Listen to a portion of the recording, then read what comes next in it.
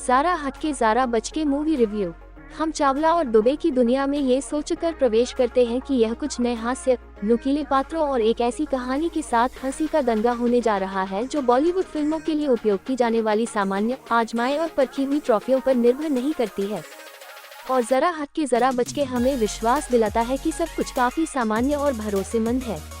लेकिन ये सब जल्द ही एक जोरदार शोरगुल में बदल जाता है, जिसमें अभिनेता हमारी कल्पना से परे अभिनय करते हैं। नाटकीय संवाद एक के बाद एक कहे जा रहे हैं। एक छोटे से घर में रहने वाला एक संयुक्त मध्यवर्गीय पंडित परिवार और पंजाबी रूढ़िवादिता हमें एक थाली में परोसती है, क्योंकि वहाँ है एक जाप बहू जिसके बारे में उनका मानना है कि उसने अपने बेटे को लुभाया है और गलती से उन सभी के लिए एक केक बना दिया है जिसमें अंडा था। कभी भी फिल्म के ट्रेलर के आसपास अपना सिर नहीं लपेट सकता था, जो पूरे कथानक को प्रकट करता है।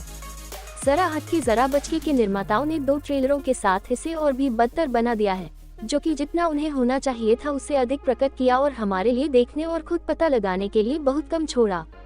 लक्ष्मण उटेका द्वारा निर्देशित रोमांटिक कॉमेडी में एक ही समय में बहुत कुछ चल रहा है और यह आपको कई जगहों पर कई सवाल छोड़ती है।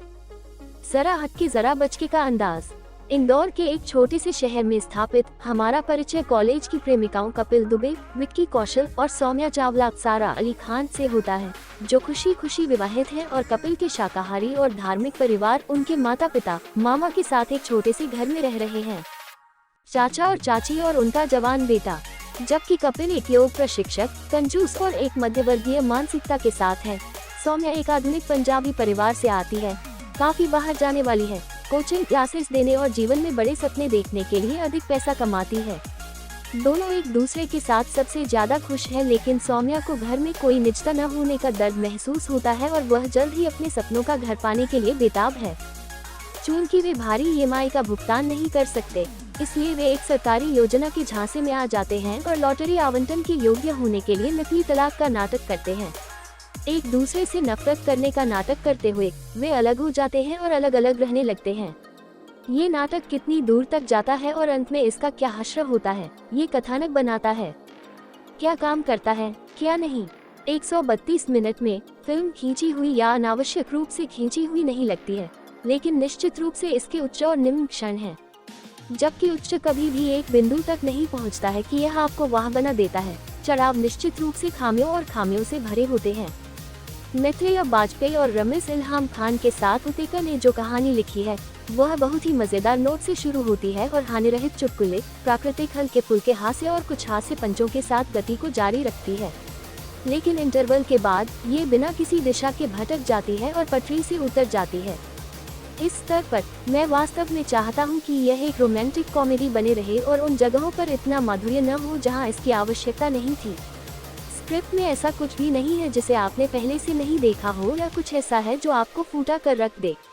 कुछ भी हो, ये केवल दूसरे भाग में थोड़ा अनुमान लगाया जा सकता है और त्रुटियों की कॉमेडी केवल त्रुटियों के साथ ही रह जाती है। लेखन और निर्देशन की खामियों को नजरअंदाज करना मुश्किल है। प्रदर्शन कुछ हद तक स्थिति को उबारने की कोशिश करते हैं, लेकिन बहुत लंबे समय तक नहीं। सारा अपनी एक्टिंग में कुछ संयम दिखाती है और यह उनके एक्शन या रिएक्शन में दिखता है। कुछ दृश्य ऐसे हैं जहां वह हद से ज्यादा बढ़ जाती है, लेकिन कभी भी इस हद तक नहीं कि यह आपको परेशान करे। विक्की असंख्य भावनाओं का प्रदर्शन करते हैं और एक प्यार करने वाले प्रेमी की तरह वह उस रोमांस को पर्दे पर जीवित रखते हैं। वह छोटे शहर के आदमी को बहुत ही स्पष्ट रूप से चित्रित करता है और उस कच्चे आचरण को बरकरार रखता है। मुझे विक्की और सारा की ऑन स्क्रीन केमिस्ट्री काफी पसंद आई। मैं यह नहीं कहूँगा कि यह साधारण है, लेकिन निश्चित रूप से उससे बेहतर है जो हमने लड़के लड़की से मिलने जुलने वाली रोमांटिक कॉमेडी में देखा है। सहायक कलाकार प्रभावित करते हैं। सहायक कलाकारों में सौम्या के माता पिता के रूप में राकेश बेदी और सुष्मिता मुखर्जी अपने किरदारों के प्रति मजाकिया और सच्चे हैं। कपिल और सौम्या के पिता के बीच कार में शराब पीने का एक दृश्य है जहां पिता उनके तलाक के पीछे का कारण जानने की कोशिश कर रहे हैं। यह न केवल अच्छी तरह से लिखा गया है, बल्कि अजीब दिखने के बिना भी अच्छा प्रदर्शन किया गया है। कुछ बिंदु पर चीजों को मजेदार बनाने के लिए एक नासमझ कॉलोनी गार्ड दरोगा शारिब हाशमी को भी फेंक दिया जाता है, जबकि अभिनेता इस प्रदर्शन और स्क्रीन उपस्थिति से निराश नहीं करता है। मेरे पास निर्माताओं के साथ अपनी क्षमता के कलाकार को बर्बाद करने और इसे एक कैमियो में कम करने के लिए एक हड्डी है। आप चाहते हैं कि उनकी भूमिका और अधिक स्पष्ट हो, वास्तव में कपिल के वकील मित्र की भूमिका निभाने वाला व्यक्ति जो तलाक के मामले में उसकी मदद करता है, वह एक्टिंग में मास्टर क्लास है और वास्तव में उसे दिए गए स्क्रीन टाइम के लायक नहीं है। इस सब के बीच कुटिल और संदिग्ध एजेंट भगवान दास इनामुल्लाह हक अपने हिस्से को बहुत अच्छी तरह से करता है और पूरी कहानी में एक हास्यपूर्ण राहत लाता है। जरा हटके जरा बचके का संगीत। जरा हटके जरा बचके में जो वास्तव में सबसे अलग है वह संगीत है। बहुत लंबे समय के बाद मैंने किसी फिल्म के सभी गानों का भरपूर आनंद लिया है। सचिन जिगर का संगीत और अमिताभ भट्टाचार्य के बोल पूरी लय पैदा करते हैं। तेरे वास्ते लंबे समय तक आपके दिमाग में चलता है और फिर और क्या चाहिए चार्ट में पहले ही शीर्ष पर है, जबकि सांझा आपको भावनात्मक रूप से छूता है। बेबी तुझे पाप लगेगा फिल्म में नहीं है, लेकिन ये पहले से ही एक पेपी पार्टी नंबर है।